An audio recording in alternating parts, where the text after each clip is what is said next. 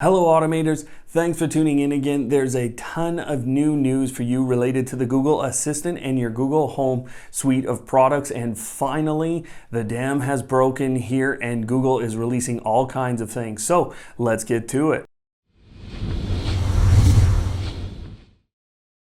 Now this week, there have been a couple of things that have dropped just in the last couple of days, and there's additional features that I guarantee are out there, but as you know, Google doesn't put out a changelog, so that's why I'm here trying to give you as much as I can about the Google Assistant and the Google Home. Now, first off is interpreter mode is now live, so let's get going. Turn on interpreter mode. What language should I interpret to? Spanish. Ready when you are. So there's a little beep there. Así que hay una pequeña remolacha allí. Stop. Now, I don't know how perfect that was. It seems like it was pretty good, and from my testing, it seems like it's doing a pretty good job. I've used French, I've used German, and I've used some phrases that I understand in general, and it seems to be doing a pretty good job. So interpreter mode is live, and you should be able to get it, if not right away, very soon. Another thing that hasn't been released officially by Google is the fact that multiple calendars are now showing up in your Google Home application. So if you go into the settings, more settings, and then you go into services, and then you go into calendars, you will actually see now the ability to synchronize multiple of your calendars if you have multiple in the same Gmail account. Now, I've read already that some people are using this to synchronize some of the G Suite calendars and at least get access to the appointments in those G Suite calendars. You're still not, I know those of you who are paying, I know you're very frustrated, you're still not able to add to that calendar necessarily and get it to synchronize over to G Suite, but you can at least share it and now get your calendar entries on multiple calendars on your Google Home device. Now, I talked about basically Google not putting out that changelog, and what I want to tell you is I've heard a couple of rumors. I don't have them yet, so I can't confirm it for you, but the Google Home Hub, I've heard, is going to have continued conversation right away here. So that's one of the most asked about features basically on the channel, I think on the community boards for Google Home. One feature that I'm not sure a lot of people are aware of, so I just want to tell you, is actually when you're doing a search online for a recipe, or a recipe shows up in the search results, there's actually a little button down at the bottom that says send to smart display. So I'm going to do that right now, and all I have to do here is say start recipe. So start recipe. Here you go. Instant pot butter chicken from Joe Cooks. Now everyone loves butter chicken. Now everybody loves butter chicken, of course. So that's just a quick little feature that I wanted to show you guys really quickly. You can go from your phone, and I'm using an iOS device. You could use an Android as well. It really doesn't matter as long as you're on Google Search.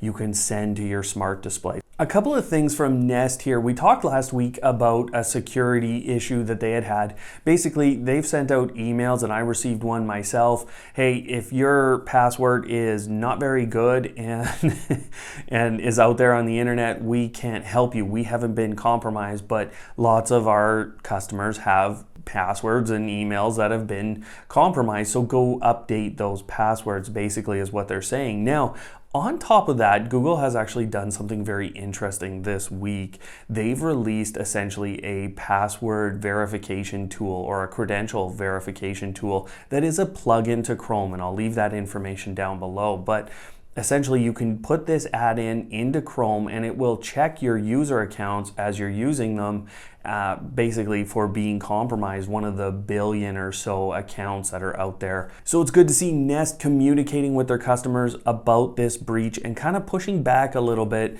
to say, hey, we have not been breached. You need to manage your stuff here, and Google at the same time giving us a tool to deal with that. Now, on the other side, the Nest Guard Hub, so basically the center of your Nest Secure system, is now basically a Google Home Mini. It now has the Google Assistant on board, so you can go ahead and get that update. So really powerful stuff that we're seeing coming from Nest with their Nest Secure system as well. A little bit on the dev side of things, Chromebooks have really struggled with Google Assistant integration. What's happening is there is a reintegration process going on with Chromebooks for Google Assistant routines, and this means your Google Home routines as well. For most of us who can make calls on our Google Home devices, you know that in general you cannot make emergency phone calls. They tell you that all the time. There are some inroads being made for Google Home to be able to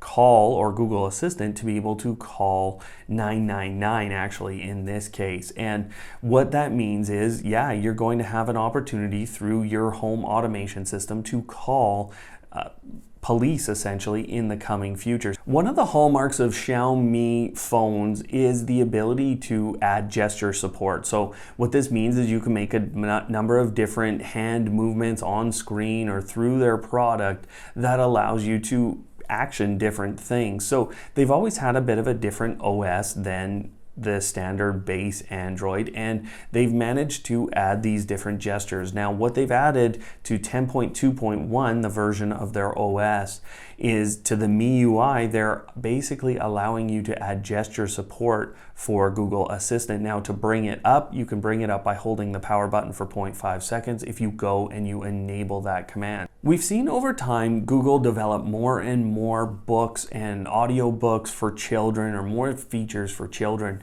And one of the features that they recently put on are a number of classic stories or a number of classic books. And this reaches into the Disney library of stories, things like Lion King and Frozen, those different stories, and then basic stuff as well, the Three Little Pigs.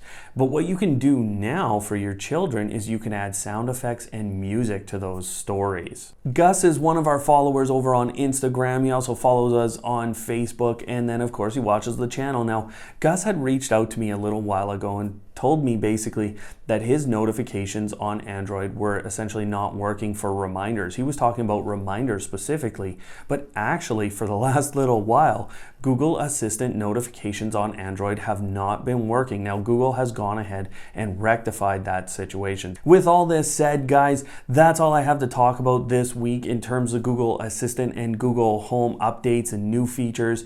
Obviously, there's a ton coming, and we're going to continue this conversation on the channel, as well as I have to show you how to actually use these different features and capabilities on the channel. So we're going to be producing some videos around this. So thanks for watching, everyone, and we'll see you next time.